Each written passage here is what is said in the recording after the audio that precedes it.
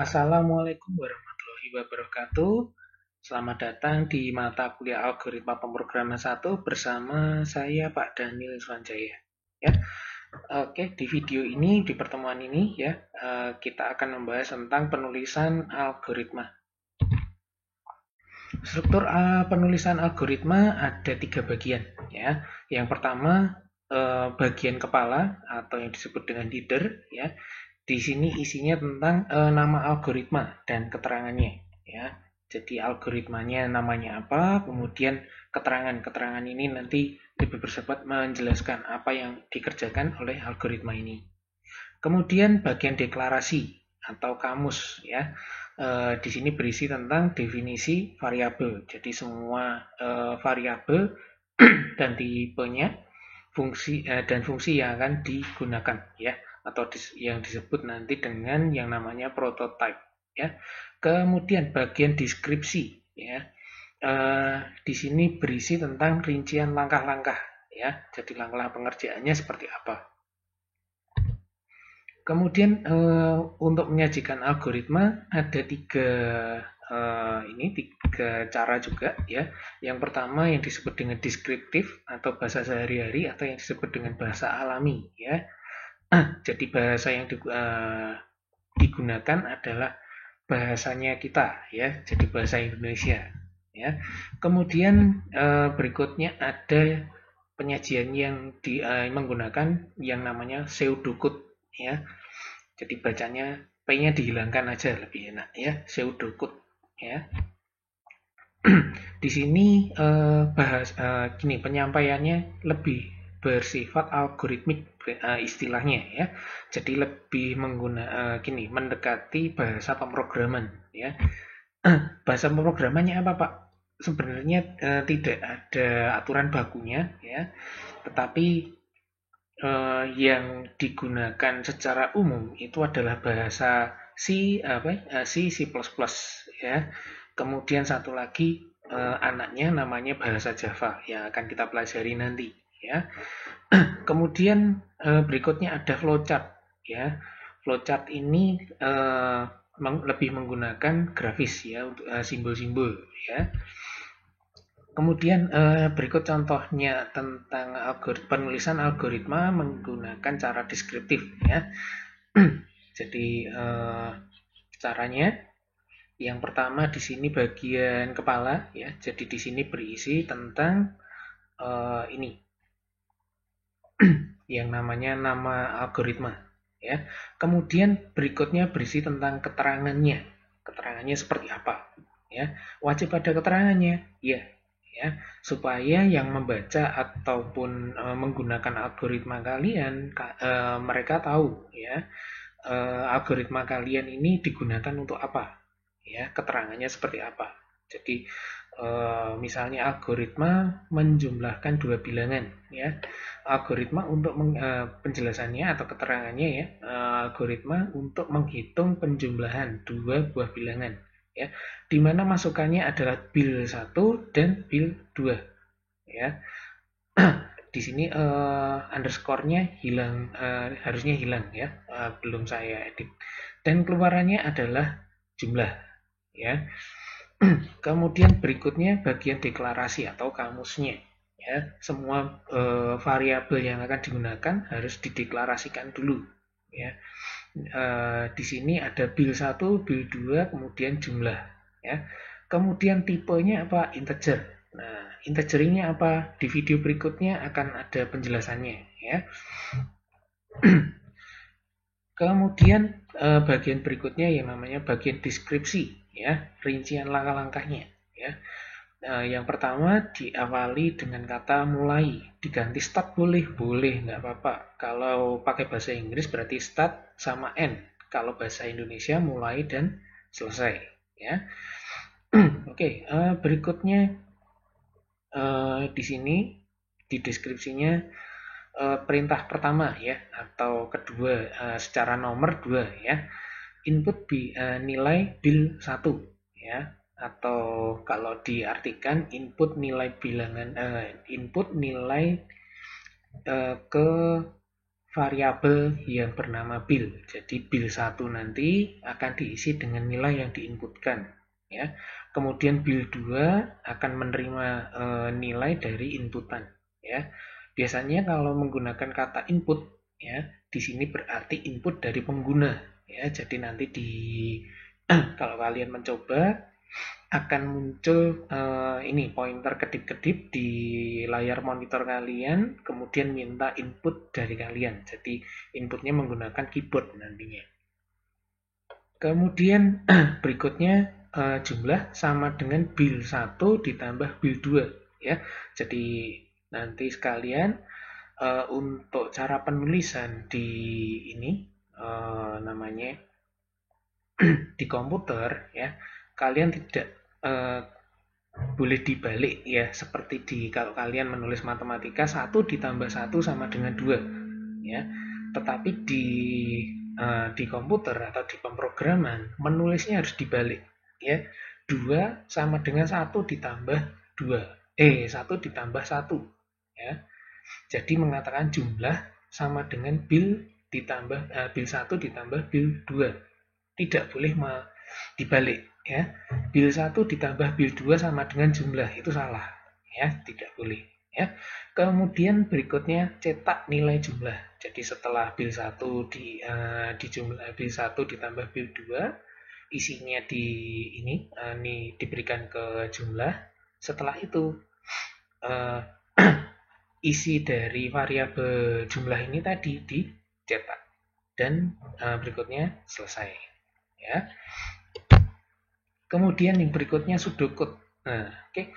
Untuk bagian ini kepala ini atau headernya tidak ada perubahan atau tidak ada perbedaan dengan yang ada di cara deskriptif, ya. Yang berbeda adalah cara penulisan di deklarasi, ya. Deklarasi dan deskripsi nanti beda, ya. Di deklarasinya di sini harus menggunakan gaya bahasa pemrogramannya, ya. Gaya bahasa pemrogramannya seperti apa, ya.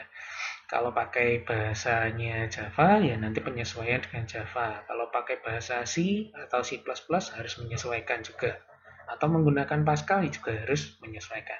Nah, tetapi di ini algoritma pemrograman ini kita menggunakan bahasa Java, ya. Jadi nanti pendekatannya menggunakan bahasa Java, ya.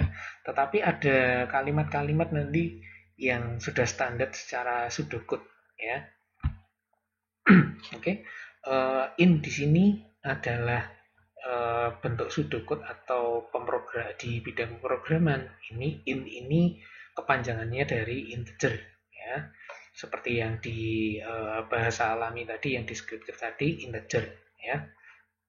Kemudian penulisan ini namanya tipe data ini harus di depan, ya. Kalau di bahasa deskriptif tadi tipe ada di belakang, ya. Tetapi kalau di pseudocode tipe datanya harus di depan, ya. Kemudian berikutnya di deskripsi, ya. Di deskripsi di sini wajib menggunakan bahasa Inggris karena bahasa pemrograman berbahasa Indonesia itu masih belum ada, ya.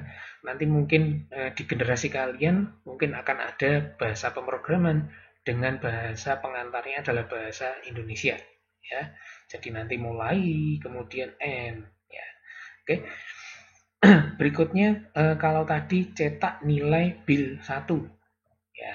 Tetapi kalau di bahasanya pseudocode itu adalah memakai kata read, ya, baca, ya, read bil 1, ya. Kemudian read bil 2. Kemudian berikutnya jumlah sama dengan bil 1 plus bil 2. Kemudian perintah untuk mencetak pakai kata write, ya.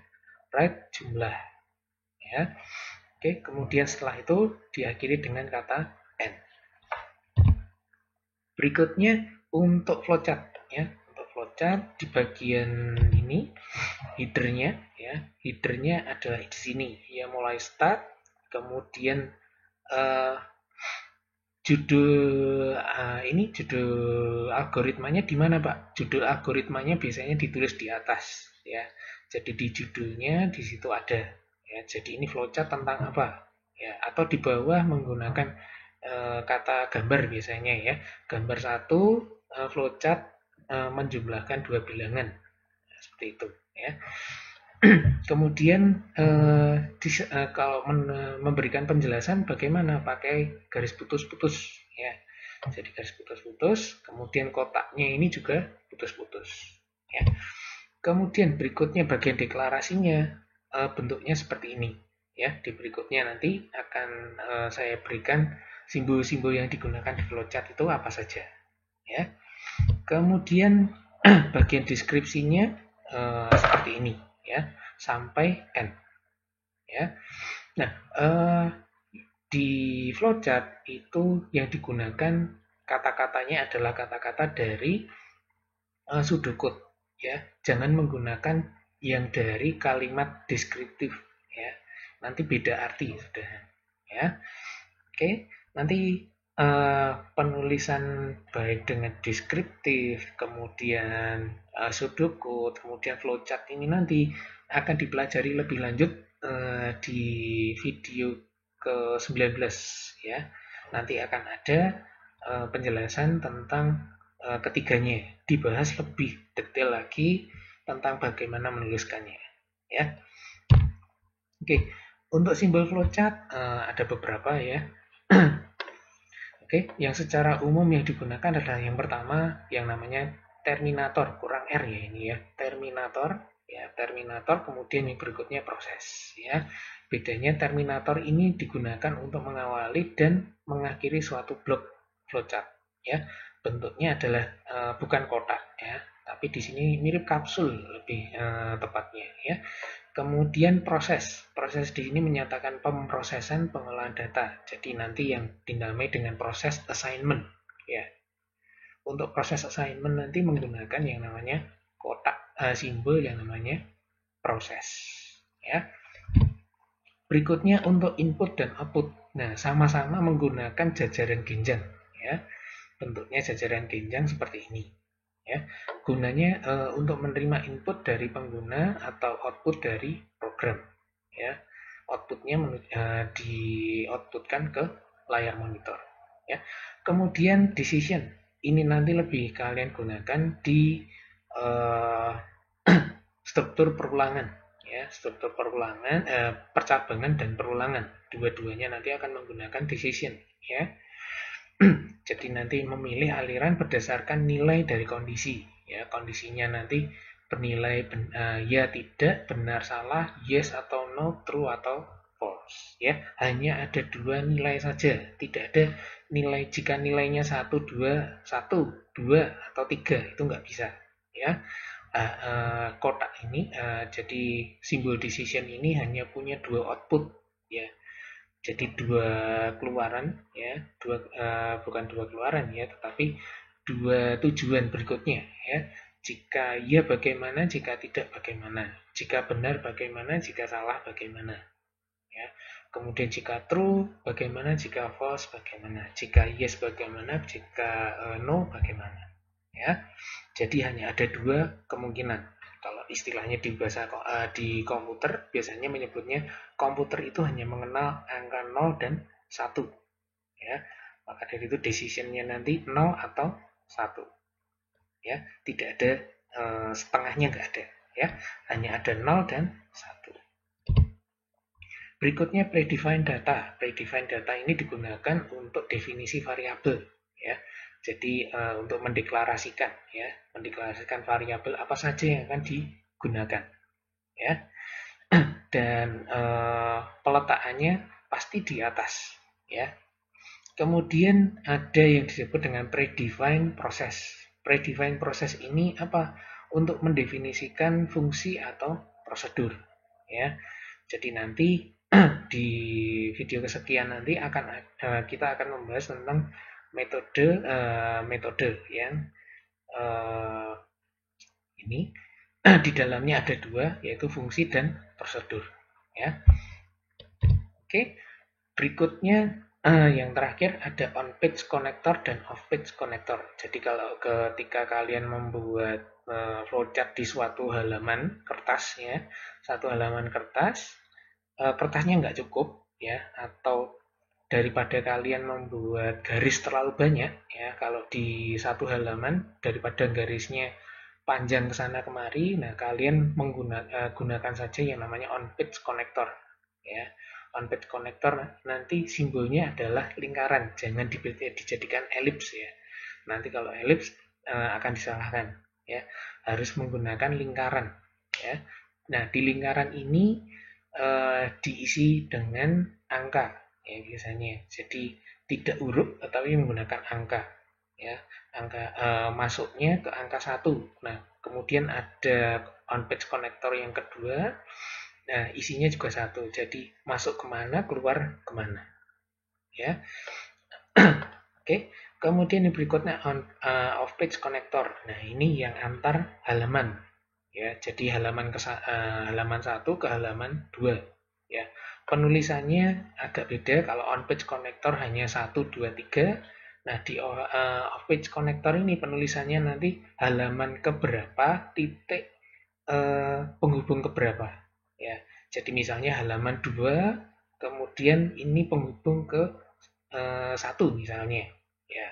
Kalau ini penghubung ke 1, maka di halaman yang lain nanti akan ada simbol yang sama tapi arahnya keluar, nanti ada panah keluar ya, seperti itu. Jadi konektor ini gunanya untuk menghubungkan, daripada kalian membuat garis yang terlalu panjang, kalian bisa menggunakan konektor ya.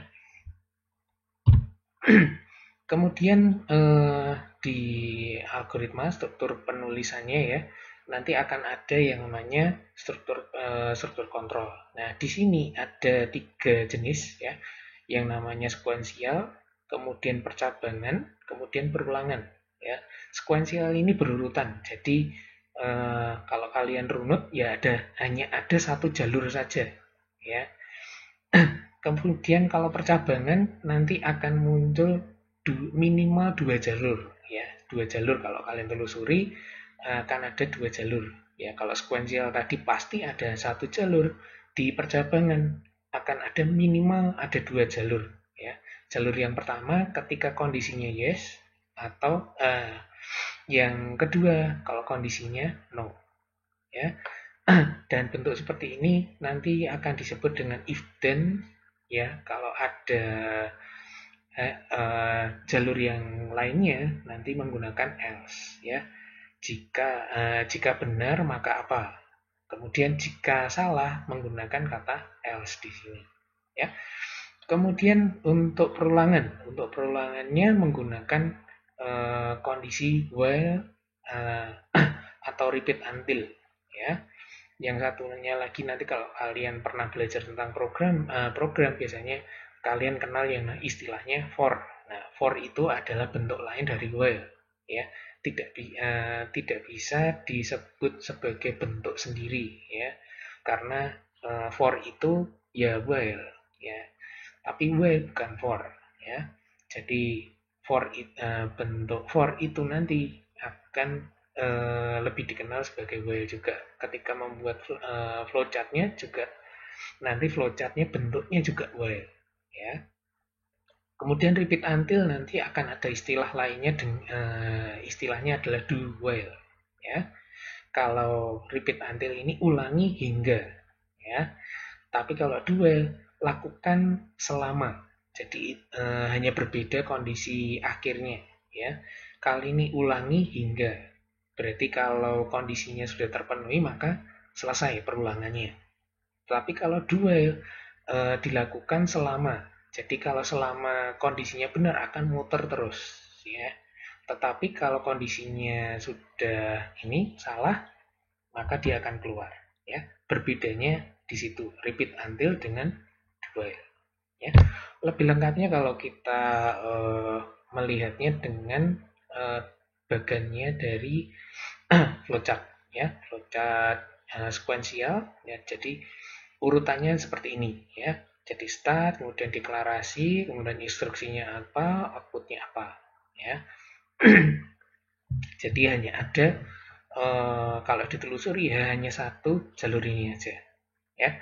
Kemudian yang berikutnya struktur pemilihan. Kalau struktur pemilihan, nah ini yang bentuk ini akan lebih dikenal sebagai if then, ya. Jadi kalau kondisinya benar maka apa? Kalau tidak, ya tidak melakukan apa-apa, ya. Misalnya, kalau ketemu uang 100.000 di jalan, ambil. Kalau tidak, ya udah lewat aja, nggak usah ngambil. Nah, seperti itu, ya. Atau bentuk kedua ini lebih dikenal dengan if else, ya. If then else itu juga ada yang menyebut demikian, ya. Jadi ketika kondisinya benar, maka yang dilakukan adalah instruksi 1. Kalau kondisinya salah, maka yang dikerjakan adalah instruksi 2, ya. Misalnya kalau ketemu uang di jalan, ya, kalau ketemu uang di jalan maka masukkan ke dompet. Nah, atau buat beli ini es krim misalnya. Nah, tapi kalau tidak ya gunakan uang yang ada di dompet untuk membeli es krimnya, ya. Kemudian struktur perulangan. Nah, struktur perulangan ini yang pertama bentuk while, ya. Jadi ini yang contohnya tentang off page connector on page, ya. On page connector, ya, hanya lingkaran diberi angka 1, ya. Jadi jika kondisinya benar, ya, kondisi benar, maka melakukan instruksi. Nah, setelah instruksi-instruksinya dikerjakan, maka eh, lanjutkan ke konektor 1. Nah, dari konektor 1, nah ternyata masuk lagi ke kondisi. Jadi di sini akan terus berulang, berulang, dan berulang, ya. Nah, berhentinya kapan? Ketika kondisinya salah, ya. Ketika kondisinya salah, maka perulangannya berhenti, ya. Bentuk yang kedua ini do while, ya. Do while di sini jadi dilakukan dulu, instruksinya dikerjakan, setelah itu baru kondisinya dicek, ya. Oh, ini di repeat until, ya, maaf, ya. Repeat until di sini kondisinya dicek. Kalau kondisinya salah, ya, atau kondisinya belum terpenuhi, maka dia akan mengulangi lagi, ya. Diulangi ke instruksi lagi, diulangi instruksi lagi, dikerjakan terus menerus. Nah, oke. Bedanya dengan while ini apa? Kalau repeat until ini dikerjakan minimal 1 kali, pasti dikerjakan 1 kali, ya, minimal, ya.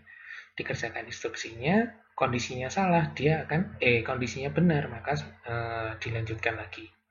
Tapi kalau yang kondisi while di sini, yang pertama ketemu adalah kondisinya, maka instruksi kalau kondisinya salah, instruksinya tidak akan pernah dikerjakan, ya. Kemudian yang berikutnya ada bentuk yang namanya for, ya. Nah, bentuk for ini yang saya katakan tadi bentuk lain dari while, ya. Jadi kalau kalian lihat di sini bentuk for di sini ini sama saja dengan bentuk yang ada di while di sini, ya. Jadi yang pertama bagian for itu pasti ada inisiasi. Jadi inisiasinya awal perulangannya apa? Kemudian cek kondisinya, kalau kondisinya benar maka dilakukan instruksinya. Kemudian bagian yang ketiga yang diperlukan adalah step-nya atau langkah-langkahnya, ya. Jadi 3 ini ada hubungannya. Jadi inisiasi, kondisi, kemudian step-nya, ya. Oke, selama kalian nanti belajar, ya, kalian harus paham dua hal ini, ya.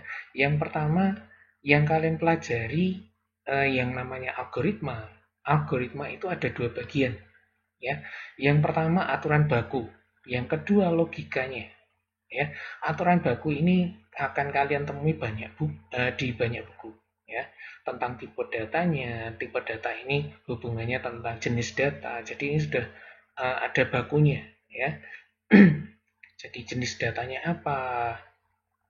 Numerik, apakah karakter atau ekspresi atau kondisi, ya.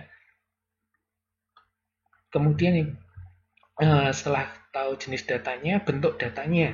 Bentuk datanya satuan atau suatu list, ya, atau terdata, ya. Atau nantinya akan disebut sebagai array, ya, array atau larik, ya. Kemudian ukuran. Nah, ukurannya berapa, ya. terkait dengan penggunaan memori, ya, penggunaan resource-nya. Kemudian berikutnya runtutan. Nah, runtutannya yang pasti adalah yang pertama deklarasi, kemudian inisialisasi. Ya, inisialisasi ini pemberian nilai awal. Ya, setelah itu baru bisa diproses. Ya, tidak bisa diinisialisasi dulu. Ya, tanpa deklarasi. Jadi harus dikenalkan dulu variabel yang digunakan apa, fungsi yang digunakan apa. Ya, baru setelah itu baru bisa digunakan. Nah, digunakannya pun harus diinisialisasi, diberi nilai awal dulu, ya. Jadi kalau tidak ada inisialisasinya, nah kita tidak tahu isi variabel ini tadi dibawa dengan kondisi kosong atau sudah ada isinya, ya, sebelum diproses, ya. Oke. Kemudian pengetahuan umum di sini lebih bersifat hal yang umum. Jadi yang ada di dunia saat ini, nah itu seperti apa? Misalnya cara menghitung luas persegi. Nah, caranya seperti apa? Ya udah, caranya pasti seperti itu, sisi kali sisi atau yang disebut rusuk kali rusuk, ya. Caranya mencari diagonalnya, akar rusuk kuadrat, akar 2 rusuk kuadrat atau R akar 2. Nah, seperti itu, ya. Jadi hal yang bersifat pengetahuan umum. Misalnya konversi meter ke inci. Nah, itu seperti apa? Nah, itu sudah ada pengetahuan umumnya. Hal-hal ini, jadi itu adalah aturan bakunya yang sudah ada. Ya. Nah, berikutnya logika pengolahan data. Logika pengolahan data ini yang uh, tidak semua buku punya, ya. Karena di sini logika pengolahan data ini bagaimana kalian mengolah input menjadi output, ya. Bagaimana caranya? Kalian bisa temukan di banyak ini buku, banyak googling seperti itu, ya.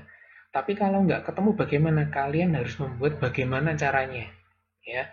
Tidak bisa kalian mengatakan ini tidak bisa diolah, pasti bisa, bagaimanapun caranya harus bisa, ya. Kalau ada input bisa menjadi output yang diinginkan, itu caranya bagaimana.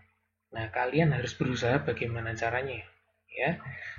Jadi logika pengolahan data ini tidak bisa 100% dari diajarkan, ya. Jadi nanti ketika kalian menghadapi soal ataupun permasalahan nyata, kalian tidak bisa mungkin di googling juga nggak ketemu, tapi bagaimana caranya